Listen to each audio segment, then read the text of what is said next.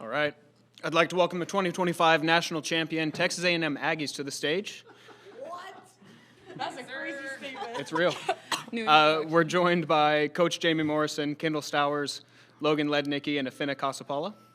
Coach, we'll begin with your opening statement. Go ahead. Yeah, I'm still speechless. And the number one thing, and I know I've been saying this the entire NCAA tournament, I'm just proud. And we talk a lot about different things within our program. One of the biggest one is responses. And just to come out the way we did in the first set, but be able to turn around and claw our way back, and then to find who we are. And like each one of these people on this stage, everybody that's in that locker room, I thought we were uniquely and authentically ourselves after whatever it was, a 10-3 or whatever it was in that set. But and it wasn't the first time we've done it. That's the cool thing. We did it against Nebraska. We were down 0-2 against Louisville. We had a really tough path here. And we've talked a lot about dealing with hard, and this group is probably the best I've ever had at that. So for you three, I'm proud of you guys, and I'll share this with them back there. But it's so joyful to see them celebrate in the locker room the hard work that they put in. All right, questions for the student athletes? Start right here. Hey y'all, it's Megan Hall with USA Today. First of all, congratulations to all of you. It's good to see your smiles as well. So. Thank you. Thank you. Of course. Kyndal, this question is for you. We talked about earlier this week, what would it mean for not only you to win a championship, but Texas A&M to win a championship as well, and now that's come true. So what was going through your mind? I see you're kind of having a moment here realizing it, but yeah, what's going through your mind right now? Literally that. I mean, it's just like so beyond joyful, and I think that's our whole team, and that's what our whole team has been all year. Also, I feel like the first day we set foot in the gym during fall camp, our team was goofing off at 6 a.m. in the training room, making up some crazy scenarios, having a good time. Like that's just that's crazy. That just came back to me because that's just who our team has been through thick and thin, through the highs and lows, and like obviously now on the highest mountaintop, like that's very much so coming through, and that's really all I have, and I feel like that's all everybody has. That's what she's referring to. I forgot about that. Anyways, yeah, we'll keep. No, she asked. Oh wait, what? It's so okay. It's just it's Aggie volley. Aggie volley. Aggie volleyball. Yeah, it's Aggie volley is like the hand sign, but like if you look it up on Instagram, Tatum actually made an Instagram, and it's Tau Alpha Mu because it spells out TAMU, Texas A&M University. So if everyone wants to go follow, yeah. We actually haven't posted anything on there in like 4 months, but that got us through fall camp. So no idea. So funny. That's hilarious. So Ian Curtis with the battalion. Logan, you've grown up around this program. You've been with this program. With that in mind, what does taking this program to this height mean to you?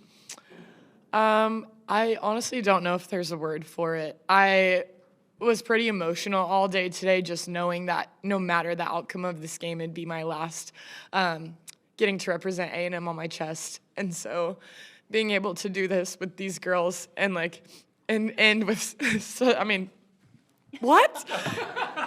Like, what? No more tears, okay. End like this, like, I just can't even believe it. It means the world to me. And, you know, I'm so happy I get to carry this with me through the rest of my life and remember all the memories with these girls. Kyndal, Greg Eklund, this is for NPR. Can you summarize the journey that you've had over the last year where you didn't even know where you were with the sport and now, like you said, so beyond joyful? How does one even summarize that? Yeah, I mean, a year ago, I mean, I feel like I've said this sentence so much in the past week, but a year ago today, I sat on my couch and watched, some good friends of mine actually win this game. And now to be living that is genuinely surreal. And it was a journey, like you said, it was a journey to get here. Good days, bad days. It took this guy sitting next to me believing in me after not playing volleyball for over a year and a half to take me on his roster and coach me every single day, again, after not playing volleyball for a year and a half. And then all of these girls trusting me to come in and take that role on from the first day. And just the leadership that they have had through every single day. I mean, I had bad days for sure. I hadn't been a college athlete in a long time, and so season gets long, and I hadn't been through that. And so they were with me every single day, regardless of the highs and lows. And genuinely, I feel like the joy that I'm feeling in this moment genuinely is just a testament to everybody around me. Lee Feinswag from 900 Square Feet. Because Ifenna, it's you. It's you I want to ask. So on the last play, you had to show a lot of patience, right? Because you were just like standing there waiting, and then finally you had the opportunity. Can you take me through the way they made that big save on the other side? The ball finally came back, and then from there. Yeah, so honestly, I thought Logan had it. I thought that was going to be it. But of course, Kentucky's a great team. Of course, like in such a tight scenario, of course, I would expect them to go all out. But just seeing the free ball coming over, knowing that this was like our chance to capitalize. I mean, we have great defensive players. We knew it would be on the money. And I think all three of us were ready to get the ball no matter who got set. And it just happened to be me. So I just knew like if I got the ball, I wanted to put it away and just celebrate with my team as soon as possible for honestly just the great season that we've had, the grit that we've shown, and just the hard work and perseverance that this group has specifically put in to be where we are now. Hi, over here, Charlotte Gibson, ESPN. The phrase all tournament long, especially the last couple of days, has been, why not us? The fans were cheering it at one point, I think a couple points throughout the game, but now it's, why not us has turned into it's us. How does that feel for all three of you? And you know, what does that feel Literally. Where did it come from? Okay, I have to give a shout out because they're gonna be upset if I don't. So my boyfriend and Ava's boyfriend, it was going down 0-2 in the Louisville match. They went up to the concession stand and were like, okay, like we gotta figure something out. And then they had this like random epitome just yelling back at each other like, why not us? Like, and so we kind of took it and ran with it. And then like we started saying it, Ave and Addie wrote it on their shoe. And yeah, now it's on a t-shirt somehow. So shout out to them. But I mean, it's true. Like, it's just the testament to the hard work this program has put in all year long, staff, players. And that's such a great statement. Like, why not us has turned into it is us. And I think just with that dog, I know, mic drop, no, thanks. With that like dog mentality all season long, all tournament long, like we knew it was gonna be us. Liam Keating, Topeka, Capital Journal. You guys have played Kentucky twice this year. Can you just tell, difficulties against playing someone like Brooklyn DeLay and the rest of the Wildcats? What's it like playing against them? And yeah. I mean, they're an amazing volleyball team. Like, arguably one of the best outside duos in the country. So knowing you're not going to get a break there is a little tough. And then they're firing front row, back row. Cassie's an amazing setter. And so we know it's not easy. And like, I think our staff did a great job of putting together a scouting report of what went, not as great the first time around, and ultimately led to our success, today. Hey, Megan Hall, over here in the blue. Yep. Megan Hall, USA Today. This question's for Ifenna. We talked about, of course, earlier in the week, your defense, and you get these blocks or these kills, and you just walk away like nothing ever happened. Did you smile today after that last one? Wait, which block or kill or wait? The very last point. Oh, yeah. Like I said, I just figured like if I got the ball, I'd just put it away. So I knew once I got set, I was like, I'm putting it away like regardless. So yeah, just being able to like really get fired up. I mean, I think I've just kept like a pretty calm, cool, stoic demeanor pretty much for the entire tournament because I wanted to be someone that like my team could lean on like when things got tough. And then finally like we just finally made it to the very end and we were just fighting for so long and like we just kept going on runs and the gap just kept increasing so I could really just get fired up that we were about to do what we did. So yeah. PJ Green, Kansas City Star. Great. It was pretty clear in the first set that they prepared for y'all's attack and especially for your middle. Just what did y'all see in that perspective and what adjustments did you make? And for Ifenna and obviously everyone, just what can you speak to the fact that the block is just so good that like teams have to prepare for it and it's carried you this far? Well, I mean, I obviously want to start with saying that Kentucky's a great team. I mean, they're in our conference, and they're just kind of that team that you see, like, on the schedule, and it's like, oh, like, that's going to be a tough one. And just, I think knowing and going back to our loss to them earlier this season, and just it's so ironic that the next time that we would play them would literally be for, like, a national championship title. Yeah, I think just, again, like Logan said earlier, just preparing, getting ready, really paying attention and focusing on the scout, and just executing. I mean, we talk about all the time, like, who we want to be, like, as a team and, like, identity-wise personally, and I think everything just came together tonight. They did go on that really big run that first set, and I think other teams might have backed down at that point or given the set away, but I think honestly, and like we did in the Louisville match, we did in the Nebraska match, so again, that just speaks to like the team's grit and just like our just not willingness to lose, so. And I think like Maddie Walk, being the amazing setter she is, created that space for us. And Jeff and the plays that they run and the scout and like everything, there's so much more that goes into it than I think that people understand. And so Maddie being able to just flip the ball around everywhere on the court, creating spaces for us, like that's a testament to, Kentucky adjusting and then us adjusting back, because we knew they were going to come out. I mean, they're an amazing team. We knew they were going to adjust mid-match whatever we adjusted, and I think, I don't know, it just obviously ended pretty good, so, yeah. All right, one more for the student athletes up front here. It seems like over this entire run, y'all have played with so much joy, not just after winning or when you're winning, but even points and rallies that y'all have lost afterwards, smiling, laughing. How much of an impact did playing with that joy have on this title run? So much. I even think at the beginning of this first set today, we may have lost a little bit of that. I think we were so headstrong coming. We're like, we're going to win this game. We're going to take this natty home. And the atmosphere was amazing, having all those people there. And, I mean, the 12th man showed up. And I feel like we kind of lost a little bit of that joy at the beginning. And not that makes that big of a difference, but like the second we flipped that switch and found that, hey guys, we're here to have fun. Like Jamie reminded us of that earlier today and yesterday and every day leading up to this game of like, just remember like all of our little versions of ourselves. And imagine how amazing this opportunity is and take in every bit of it and just have a good time, have fun, enjoy it. Like you love this sport, go out there and love it on the court as well. And I feel like that just allows us to also trust each other. Like I think when we're having a good time, we don't, like we're so joyful around each other that we don't ever get at each other. Like we understand and we trust each other. Like, hey, you missed that one? No, we're good. You got the next one. Like, and I think that joy helps that happen because we all are just there to have a good time and love being around each other. All right, Kyndal, Logan, Ifenna, thanks for your time. Thank you guys so much. No, I will.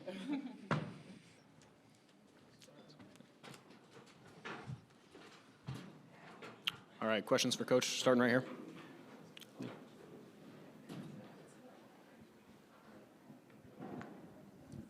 I guess you got their attention now, huh?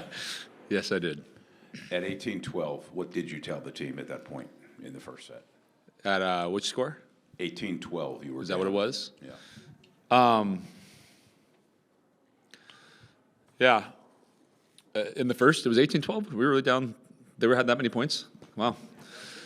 Thought it was earlier than that when I called a timeout. I should have called timeout earlier. That's what I'm learning right now.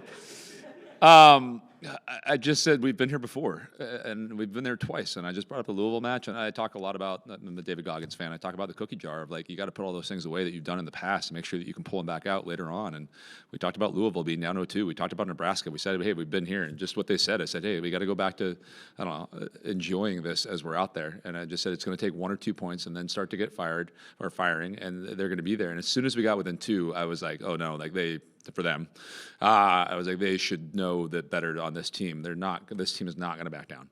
And I said this during the interview I said earlier, just that's a piece of our identity. That's a piece of, I don't know, we have love and grit written outside of our locker room just because that became a piece of what it was last year. And just we've had it over and over and over again. So as soon as we started to claw back, I knew something special was about to happen. Hey, Jamie. It's Megan Hall with USA Today. Earlier in the week, you talked about, very matter-of-factly as well, that this program would be here for a long time. And now you've kind of had that good foundation, obviously, with a championship. Where does this, yeah, I know, it's still got to set in, right? It won't. Give it like a week. Yeah. But is this obviously what you envision, 1, and then 2, you also talked about being authentically yourselves. Where did that show up today in that match? Like, where do you think that shift happened where it's like, okay, now we're showing up as our full selves? Yeah, to the first question, just everything we did with people that were here. And we did this, and again, college landscape is changing. We did it without the money that other programs had. And it was really about development, and our administration, and they're here right now in the audience, but I give great gratitude every single day that we're going to be a program that can financially compete with anybody as well now. But you add that to the fact that we can develop talent, that we can develop relationships. Like one of my, favorite things about this weekend is we had 3 people transfer last year, and it was simply because they weren't going to play, and we helped them find new homes, and all 3 of them showed up here to support us. And that doesn't happen in a lot of places. So we can combine the fact that we care about the people that are a part of our program. We can develop the people that are in our program, and our administration in our school and is supporting us. And I have to add this, just they announced the lineups at the beginning, and all of a sudden they said Kentucky, and there was kind of a roar, and then they said Texas A&M, and the 12th man showed up. And it was at that point I walked in right before. I said, hey, like the 12th man is here to back us up. Go get this team. And that was a huge piece of it too. So all of a sudden you have those 3 things, plus you have a fan base that is rabid now for volleyball and is ignited and really cares about what we're doing. And again, we're going to go make history for a long time to come. Ian Kurtz with the Battalion. Coach, from the moment you were hired, you've been saying that this program would reach this level. Did you honestly think it would happen this quickly, and what did it take to get to that point? I think the reason why we're all sitting here laughing at this is right now we're in disbelief. And I could be wrong, but I'm guessing this has never happened, to take a program from where it was to winning a national championship in 3 years. So that'd be the most confident statement I ever would say if, hey, we can get there in 3. Like when I had a mission and vision, it was 5 years. And just what I told them in the locker room, like, this is a product of hard work. This was a product. And like Lexi again on our team, like, I don't remember it was this year or last year, but we said, hey, if we go to the tournament, where are we trying to go? And I put a survey up, and there was one person that said win a natty. And it was last year, and I was like, and she was like, well, if we're going, why wouldn't we try? And so this year we put it up, and the thing I put is make Lexi look like a genius. And again, we had some people that voted for that. And so I think, again, they had an idea that it was possible, but then we talk a lot about alignment. We talk a lot about goals, and then we back them up with, hey, what is it going to take for us to get there? And the thing that's, amazing about this team is they lived in alignment with that. And again, no one's going to be perfect. 95% of the time of pushing every single day in practice, of making sure that they created relationships amongst their team so that, again, when things get tough, they're not pointing fingers. We're in this together, and that's where the grittiness comes from. And they did all of the little things that needed to happen, whether I was watching or not. And again, the thing I'm most fired up and the most proud, and where I'm going to go back in there and look at everybody with their families with a giant smile on their faces, they get to see this. And as I said in the locker room, for the rest of their lives, they get to call themselves national champions. And again, I'm going to smile every time I say it because I'm still in a little bit of disbelief. But no, I didn't call it in 3 years, but I was pretty confident. And I will say this, and I got to give some props to my staff. We sat down about a year and a half ago and just look at what was happening in other sports, and we said, like, why can't we do this quicker? Like, at first we had talked about 5 years. We were like, 5 years, 5 years. And I sat them down and I said, we're at the tipping point right now. And from a recruiting standpoint, from, development standpoint, I said, like, we can do it sooner. And we kind of sat down and really put the pedal to the metal. And these, the people that I have working with me, like, they are the hardest workers on the planet. And again, I had my staff coming up and say, congratulations to me. Like, I did this alone. Like, I could not have done it with the people that back me up every single day. PJ Green, Kansas City Star. I know where people are now. This is amazing. Yes. What's up, PJ? Yes, sir. You speak about the 12th man and feeling things from the crowd. Just can you? I know sometimes y'all don't feel everything, but energy-wise, can you tell me what you and your team have felt from this arena in the past few days? And for this question first, now that y'all have gotten the job done, how do y'all think this can energize the campus, and then maybe a little smack talk with the football program? There won't be smack talk with the football program. I'm going to go work backwards here. Just, again, the heartbreaking loss for the football team yesterday. And we're happy that we could give this to the 12th man. But I think the thing, again, going back to why I think our school can be really good is there's other places where both of those programs aren't great. And I got a text from Mike earlier today after a loss that said, good luck. Like, we're pulling for you from here. And like Mike's wife is not in here, but Mike's wife, oh, sure, hi, sorry. I was glancing over there, like, we support each other. And it's a really cool thing that I don't think happens at a lot of other universities. So, like, when I say, hey, we can be good for time to come, it's not just us in terms of, like, this thing. It's the entire athletic department, and I think we have a pretty unique group that's going in there. I was passionate about that, so I forgot the first question when I was working backwards. What was it? Just the energy in this. Energy in the stands, yeah. It was different. And I think one of the things we did a really good job of is describing what each round would feel like. And we talked about the first 2 rounds when we were at home, like it was a home crowd, but we couldn't do some of the things because it has to be unbiased. And I disagree with that. I'll just say that publicly. I said it when I was at Nebraska. I said, let Nebraska do what they want. Like, we need to grow our sport. And I would say, I'm not going to get into other stuff. I'll get in trouble. But like we talked about, that would feel a little bit different. Then we got to Nebraska and we talked about, hey, this first match that we're going to play, there's not going to be that many people, but it might get more energetic by the time it gets done. And then obviously you're playing Nebraska, that one's going to be energetic. And then we talked about while we were here, it's going to be weird because there's going to be, whatever it is, 18,533 people that were here both nights. But the first night, it felt like people were watching a volleyball match. And this night, we felt like we were playing a home match. And it was an amazing feeling to have that many people travel. And again, like why I'm so fired up to be where I'm at right now is I think we can create a place, and I said this the other night, where people are going to travel to watch us play. And I think we can ignite a fan base around the sport of volleyball that they're going to travel to watch volleyball. And it happened tonight, and again, I couldn't be more thankful for the amount of people. I had so many people texting me that they were driving here from College Station. And again, I'm geographically challenged, but I know that's far. And just the amount of people that just wanted to be here and see this, it like added a little bit more pressure for me too. I'm like, man, you're driving however many hours, like we better win this now. But I couldn't be more thankful. And again, I think that's going to continue to grow. Coach, hi, over here, Charlotte Gibson, ESPN. What does it feel like right now to have one of the biggest upsets that we've seen in a long time in women's sports?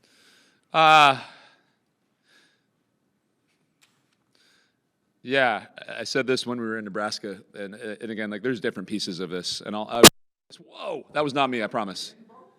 That was not me. Everyone okay? We good? We're a really good volleyball team. And to me, we had one bad weekend this entire year. And we went up to SMU, and I said it during an ESPN broadcast out here. I thought that changed the tone of our season. It was a wake-up call to we need to dial into the things that make us us, and we need to hold each other accountable to them every single day. I think our RPI system is broken. I don't think our seeding was correct. I think we were probably 5 or 6, so I don't think it's been the greatest upset in the history of sport. It was a really good volleyball team that put the work in at the right time of year and cared about each other and went and decided we're going to go grind, and we were not going to back down from anybody. So again, like for us, we don't consider it an upset because we consider ourselves really, really good, and we played with a chip on our shoulder to try to prove it to everybody. And again, those rankings, and I told them last year when this happened and we weren't ranked the entire season, the only one that matters is the one at the end of the year, and we're going to be number 1. Coach, you had a large group of seniors play their last game for A&M or match for A&M tonight. What does it mean to you to have them go out on top and win a title? I actually need to talk to Logan because at one point we were like 4 points away from the end of it. And I just gave her a high five and held on for a second. And I think she had that moment where I was like, this might be the last 4 points of my college career. And I think she started actually getting a little teary on the court. And I was like, oh no, did I just ruin everything? But it means the world. And I've said this, and it's going to be a repeat, but I mean it. It's a mix of people that were here from the very beginning. And again, the first day of practice, it wasn't easy. Again, I'm not a yeller or a screamer, but I'm demanding. And I remember I said again 17 times we were working on something.